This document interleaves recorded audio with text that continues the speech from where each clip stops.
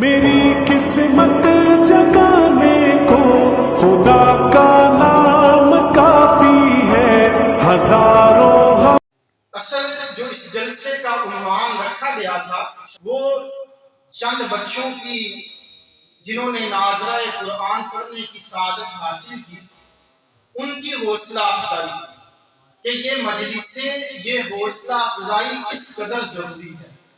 شیخ الہند رحمہ اللہ بہت بڑی ہستی گزرے ہیں۔ حضرت کو ایک زمانہ مالٹا کی جیل کاٹنی پڑی۔ جب وہاں سے اللہ نے رہائی عطا فرمائی تو دیوبند کے اسٹیشن پہ ایک بڑا مجمع جمع تھا جن میں اکثریت علماء تھے۔ تو حضرت نے وہاں پہ چند باتیں کہی۔ مالٹا کی جیل سے آزاد ہونے کا مطلب یہ تھا کہ زندگی موت کی کشمکش سے واپسی ہو رہی ہے۔ حضرت نے کہا میں نے مالٹا کی زندگی میں دو چیزیں دیکھی ہیں۔ فرمایا پہلی چیز وہ قرآن کی تعلیم کہ آج مسلمان نے قرآن کو چھوڑا تو اللہ نے دنیا میں ان کو ذلیل کر دیا۔ صحابہ نے قرآن کو سینوں سے لگایا تھا، اللہ نے پورے عالم کے اندر ان حضرات کو وہ عزت عطا فرمائی کہ جن کو رہ کی دنیا تک یاد رکھا جائے۔ وہ معزز کے زمانے میں مسلمان ہو کر ہم ذلیل و خوار ہوئے تارک قرآن ہو کر۔ فرمایا وہ دوسری چیز آپس میں نا اتفاقی ہونا چاہیے کہ مسلمان ایک معاشرے میں رہتے ہوئے بات بات پہ دور ہے، تھوڑی تھوڑی چیزوں پہ دلوں میں دراڑیں ہیں۔ فرمایا پہلی چیز کے لیے تو میں نے اب نیت کر لی ہے، عزم کر لی ہے کہ قرآن کی لفظی اور معنوی تعلیم کے عام کرنے کے لیے ہر بستی میں، ہر شہر کے اندر، ہر محلے میں مدارس کو قائم کروں گا اور وہاں اس بات کا انتظام کروں گا کہ بچوں کو تعلیم دی جائے۔ یہ معمولی چیز نہیں ہے، یہ جن بچوں نے ناظرہ پڑھا ہے، اللہ کا نام، اللہ کا کلام ڈنگ سے لینا سیکھنا یہ کوئی عام چیز تھوڑی ہو سکتی ہے۔ تو ہم ان بچوں کی حوصلہ افزائی کے لیے اکٹھے ہوتے ہیں۔ بعض اوقات بچوں سے غلطی ہو جاتی ہے تو ہم پھر ان کو ڈانٹتے ہیں، تو کاری نہیں سکتا، تو کسے کامدانی ہے، تو دنیا میں مجھے کرنا ہی نہیں ہے۔ دل ٹوٹ جاتے ہیں، صلاحیتیں دبنا شروع ہو جاتی ہیں۔ مفتی شفیع صاحب رحمۃ اللہ علیہ نے تاریخ ابن عساکر کے حوالے سے ایک تجزیہ نقل کیا ہے کہ حضرت آدم علیہ السلام سے حضرت نوح علیہ السلام کا جو درمیانی فاصلہ ہے یہ 1200 سال کا ہے۔ پھر حضرت نوح سے حضرت ابراہیم علیہ السلام، ان دو نبیوں کے درمیان جو درمیانی فاصلہ ہے وہ 1142 سال ہے۔ پھر حضرت ابراہیم سے حضرت موسیٰ علیہ السلام کے درمیان جو فاصلہ ہے یہ 565 برس ہے۔ حضرت موسیٰ علیہ السلام سے لے کے حضرت داؤد علیہ السلام تک یہ 572 سال بنتے ہیں یہ فاصلہ۔ حضرت داؤد علیہ السلام سے لے کے حضرت عیسیٰ علیہ السلام تک 1153 سال کا فاصلہ ہے۔ حضرت عیسیٰ علیہ السلام سے لے کے ہمارے نبی امام الانبیاء حضرت محمد مصطفیٰ صلی اللہ تبارک و تعالی علیہ وسلم، ان دو کے درمیان جو فاصلہ ہے ایک روایت کے مطابق 587 سال، ایک کے مطابق 600 سال۔ اگر ان حضرت آدم علیہ السلام سے لے کے ہمارے نبی علیہ السلام تک اس سارے فاصلے کو ملایا جائے تو یہ ٹوٹل فاصلہ اس روایت کے مطابق 5422 سال بنتے ہیں۔ پہلے نبی کون سے ہیں؟ آخری کون سے ہیں؟ ہمارے نبی۔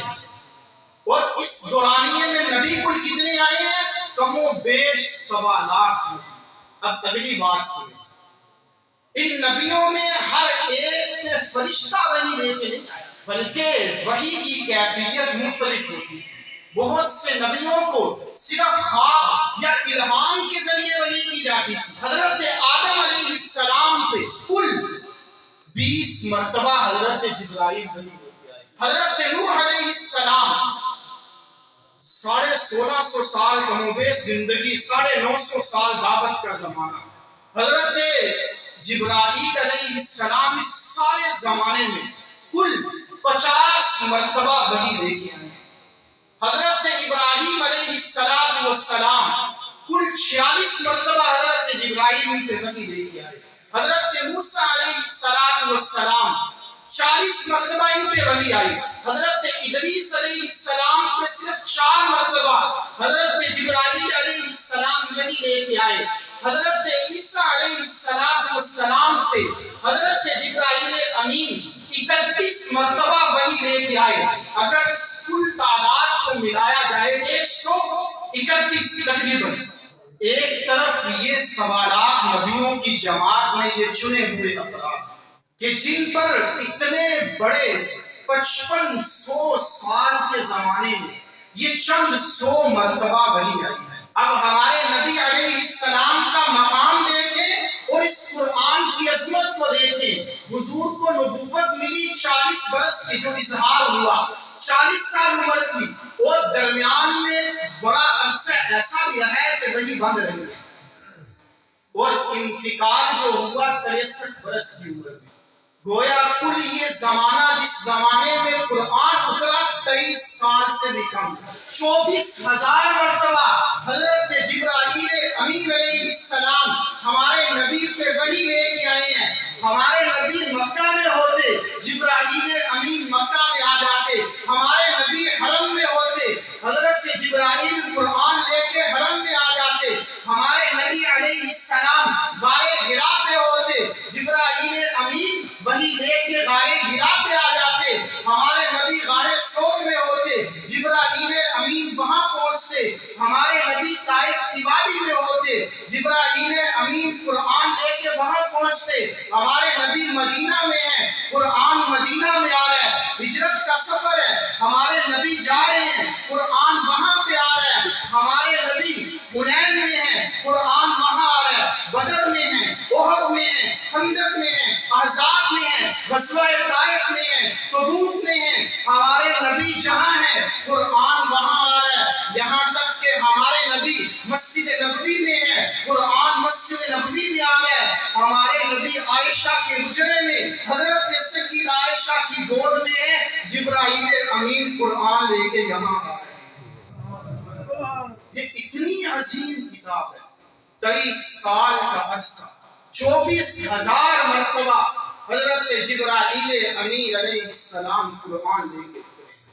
عصری تعلیم منع نہیں ہے، لیکن اللہ کے لیے اس کو اتنی فوقیت نہ دیں کہ کل آپ کا میرا جنازہ ہو، ہمارے سرپرست ہمارے پیچھے والے وہ بیچارے وہ جنازہ بھی نہ پڑھ سکے، انہیں جنازہ بھی نہ آتا ہو، وہ چند سورتیں بھی پڑھنا نہ جانتے ہو. کتنے دکھ کی بات ہے ایسے مواقع پہ کہ جب کسی سے کہا جائے کہ جنازہ پڑھ لے اور وہ کہے مجھے جنازے کی دعائیں نہیں آتی.